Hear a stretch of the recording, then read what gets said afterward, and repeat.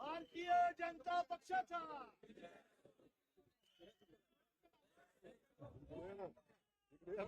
आज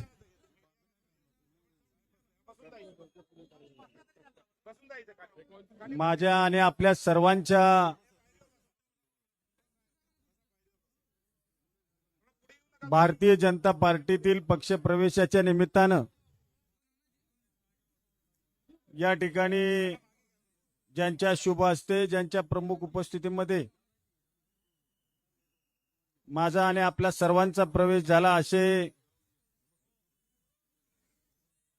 भारतीय जनता पार्टीचे कार्याध्यक्ष आणि महसूल मंत्री आदरणीय चंद्रशेखर बावनकुळे साहेब, सार्वजनिक बांधकाम विभागाचे माजी मंत्री आणि पक्षाचे अध्यक्ष माननीय श्री चव्हाण साहेब, इथं आवर्जून उपस्थित असणारे माझ्यावर सातत्यानं प्रेम करणारे आणि आपल्या महाराष्ट्र राज्याचे जलसंपदा मंत्री आदरणीय विखे पाटील साहेब, आमचे जुने सहकारी आणि महाराष्ट्र राज्याचे ग्रामविकास मंत्री सन्माननीय जयकुमारजी गोरे, दुसरे आमचे सहकारी दौंडचे आमदार राहुलदादा कुल, त्याचप्रमाणे आमच्या पुणे जिल्हा परिषदेचे माजी अध्यक्ष आमचे जुने सहकारी, त्याचप्रमाणे पाचपुतेजी, इथं उपस्थित असणारे भारतीय जनता पार्टीमधील असणारे सर्व पक्षातील प्रमुख कार्यकर्ते पदाधिकारी, माझ्या समवेत आलेले पूर्वीचे भोर, राजगड आणि मुळशी तालुक्यातील काँग्रेसचे सर्व जुने पदाधिकारी, तिन्ही तालुक्यातील संघटनांचे अध्यक्ष, युवक अध्यक्ष, महिला अध्यक्ष, विद्यार्थी काँग्रेस, सेवा दल, सर्व फ्रंटलचे प्रमुख, त्यांचे सर्व पदाधिकारी, जिल्हा परिषद पंचायत समितीचे सभापती, उपसभापती, जिल्हा परिषद पंचायत समितीचे आजी माजी सदस्य, त्याचप्रमाणे राजगड सहकारी साखर कारखान्याचे सर्व उपाध्यक्ष, त्यांचे सर्व सन्मान्य संचालक, खरेदी विक्री संघाचे चेअरमन, व्हाईस चेअरमन, त्यांचे सर्व संचालक, कृषी उत्पन्न बाजार समितीचे सभापती, उपसभापती, त्यांचे सर्व सन्मान्य संचालक, दत्त दिगंबर वाहतूक संस्थेचे चेअरमन, व्हाईस चेअरमन, त्यांचे सर्व सन्मान्य संचालक, त्याचप्रमाणे व्यक्तिगत माझ्यावरती, माझ्या कुटुंबावरती प्रेम करणारे सर्व भोर, राजगड, मुळशी आणि पुणे जिल्ह्यातील सर्व सन्माननीय आलेले पदाधिकारी, कार्यकर्ते, विशेष करून या ठिकाणी उपस्थित असणाऱ्या आमच्या भगिनी,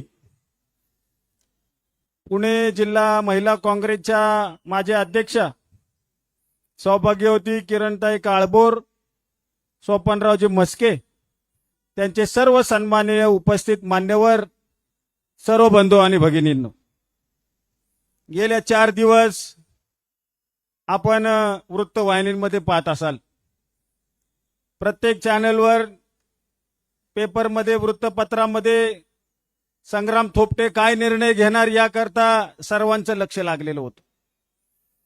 गेल्या 2 दिवसापूर्वी मी माझी भूमिका स्पष्ट केली आणि त्या भूमिकेनंतर त्या सर्व गोष्टीवरती पडदा पडला.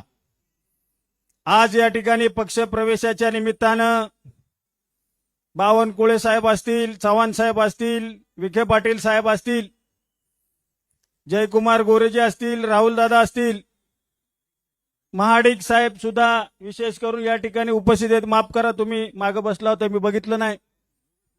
त्याचप्रमाणे टिळेकर जे असतील आमदार,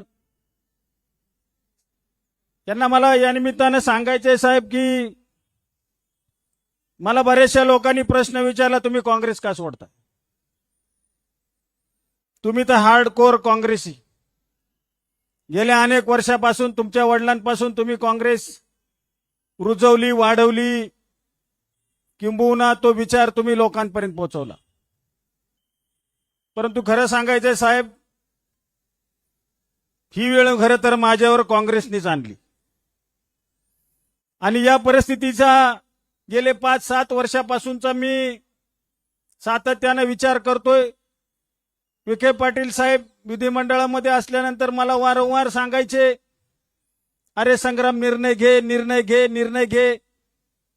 आमचे जयकुमार गोरे सांगायचे, राहुल दादा सांगायचे, अनेक भारतीय जनता पार्टीतले सर्व प्रतिष्ठित पदाधिकारी मला सातत्याने सांगायचे की तुम्ही काहीतरी निर्णय घ्या. मी त्यांना सांगायचो, साहेब मी काही निर्णय घेऊ शकत नाही. ते सांगायचे, अरे निर्णय घे, किती दिवस तुझ्यावरती अन्याय होतोय आणि या अन्याय करता, वाचा फोडण्याकरता तू काहीतरी निर्णय घे. परंतु मी एक विचाराला बांधलेला कार्यकर्ता असल्यामुळं मी सहजासहजी त्या विचारापर्यंत पोहोचत नव्हतो. गेल्या झालेल्या विधानसभेच्या निवडणुकीमध्ये असेल, आपण सर्वांनी पाहिलं असेल, आपल्याला काही कारणांमुळे या निवडणुकीमध्ये पराभवाला सामोरं जावं लागलं.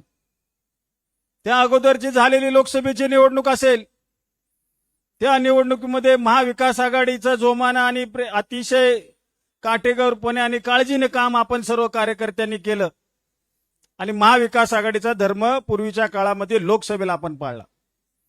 परंतु साहेब, खंत एवढीच आहे, केलेले जे काम किंवा जी निष्ठा राखून मी ज्या पक्षामध्ये अनेक वर्ष काम केलं, त्या निष्ठेचं काहीच फळ माझ्या पदरामध्ये पडलं नाही, हे मला या निमित्तानं मुद्दामून सांगायचं.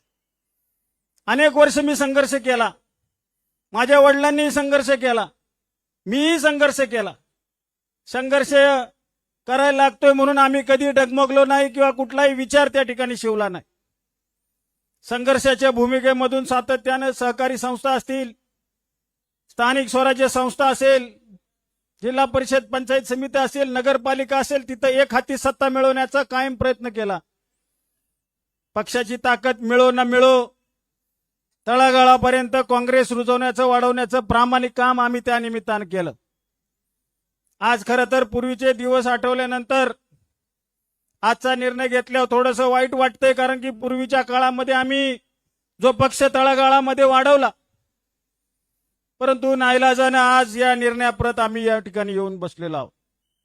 कार्यकर्त्यांची सगळ्यांची खंत होती, विचार होता. सातत्यानं निवडणूक झाल्यापासून प्रत्येक कार्यकर्ते मला येऊन सांगायचे, दादा आता काहीतरी निर्णय घेतला पाहिजे, आपल्याला काहीतरी बदल केला पाहिजे, आपल्याला विकासाच्या माध्यमातून कुठेतरी कास धरून आता कुठेतरी आपल्याला निर्णय घ्यावा लागणार आहे. मी बऱ्याच वेळेला त्यांना शांत बसण्याचं आवाहन करायचो, परंतु शेवटी माझ्या डोक्याच्या वर पाणी साहेब चाललं होतं. आणि म्हणून सर्व कार्यकर्त्यांच्या आग्रहाखातर निर्णय घेत असताना भारतीय जनता पार्टी हा देशामधला 1 नंबरचा सर्वात मोठा असणारा पक्ष, या देशाचे पंतप्रधान आदरणीय नरेंद्रजी मोदी साहेब यांच्या नेतृत्वाखाली काम करत असणारा पक्ष, त्याचप्रमाणे या राज्याचे मुख्यमंत्री आदरणीय देवेंद्रजी फडणवीस साहेब यांच्या कुशल नेतृत्वाखाली महाराष्ट्राची चाललेली वाटचाल असेल, या सर्व गोष्टींना प्रभावित होऊन आम्ही साहेब आज हा निर्णय घेतलेला आहे. फडणवीस साहेबांचा तर माझा गेले अनेक वर्षाचा ऋणानुबंध आहे. आपण सर्वश्रुत आहात. म्हणजे राजकीय दृष्ट्या ज्या वेळेला मी राजकारणात नव्हतो तेव्हापासूनचा माझा संबंध आहे, परंतु राजकीय धागा पकडून मी कधी त्या ठिकाणी तिथं त्यांच्यापर्यंत पोहोचलो नाही. कामाच्या निमित्तानं ज्या ज्या वेळेला साहेबांकडे मी गेलो, त्या वेळेला कुठल्या पक्षाचा आहे म्हणून नव्हे, परंतु ग्रामीण भागातील एक आमदार आहे, त्यांच्या अडचणीचे प्रश्न सोडवले पाहिजेत या भावनेतून फडणवीस साहेबांनी मला अनेक वेळेला वेळोवेळी मदत त्या निमित्तानं केलेली आहे. आणि म्हणून अतिशय चांगल्या पद्धतीचं काम फडणवीस साहेबांचं मी जवळून पाहिलंय. एकदा शब्द दिला की तो शब्द कधी त्या ठिकाणी पडू न देणारं नेतृत्व आहे.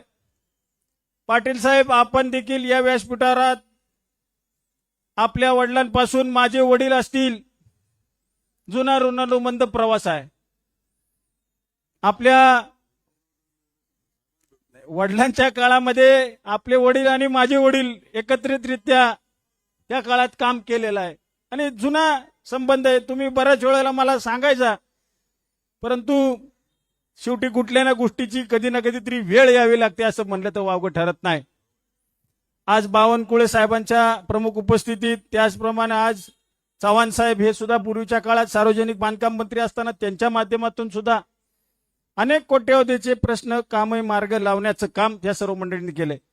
म्हणजे मी जरी वेगळ्या पक्षात होतो किंवा विचारधारेत होतो तरी सुद्धा तुम्ही सर्व मंडळींनी सातत्यानं मला पूर्वीपासूनचं सहकार्य केलेलं आहे. आज मी आपल्या पक्षामध्ये प्रवेश केलेला आहे. निश्चितच हा मावळा आहे, हा स्वाभिमानी मावळा आहे साहेब. आम्ही स्वाभिमानानं गेले अनेक वर्ष त्या ठिकाणी राहिलो. अनेक वेळेला खच्चीकरण करण्याचा प्रयत्न झाला तरी सुद्धा मानहानी सहन करून आम्ही तिथं काम केलं. का तर आम्ही स्वाभिमान कधी त्या ठिकाणी घाण ठेवत नाही. परंतु आज अशी परिस्थिती आहे, या सर्व स्वाभिमानी मावळा छत्रपती शिवाजी महाराजांचा पदस्पर्शाने पावन झालेला आमचा सर्व परिसर आहे. या मावळ्यांचं भवितव्य उज्ज्वल करण्याच्या दृष्टीनं हे एक निर्णायक पाऊल आम्ही साहेब या निमित्तानं घेत आहोत. आणि म्हणून भविष्य काळामध्ये संग्राम थोपटेला काही मिळावं म्हणून मी इथं आलेलो नाही. माझ्या तालुक्यातील, मतदारसंघातील, पुणे जिल्ह्यातील सर्वसामान्य गोरगरीब जनतेच्या हितावर प्रश्न सोडवण्यासाठी निश्चितच भारतीय जनता पार्टीने प्राधान्य द्यावं अशी आग्रहाची विनंती मी आजच्या निमित्तानं करतो. अधिक बोलण्यासारखं बरंच आहे. माननीय मुख्यमंत्री महोदय या ठिकाणी येणार आहेत, त्याबद्दल मी अधिक बोलणं उचित नाही. परंतु आज मला भारतीय जनता पार्टी या पक्षामध्ये आपण सर्व मंडळींनी जाहीररित्या प्रवेश त्या ठिकाणी दिलेला आहे, त्याचं मी मनापासूनचं आभार मानतो. अतिशय चांगल्या पद्धतीचा विश्वासानं ज्या पद्धतीने पूर्वीच्या पक्षामध्ये आम्ही काम केलं त्याच्या दुप्पट ताकदीनं भारतीय जनता पार्टी हा पक्ष तळागाळापर्यंत पोहोचवण्याचं काम इमाने इतबारे आम्ही करू, एवढेच शब्द या निमित्तानं देऊन थांबतो. जय हिंद, जय महाराष्ट्र.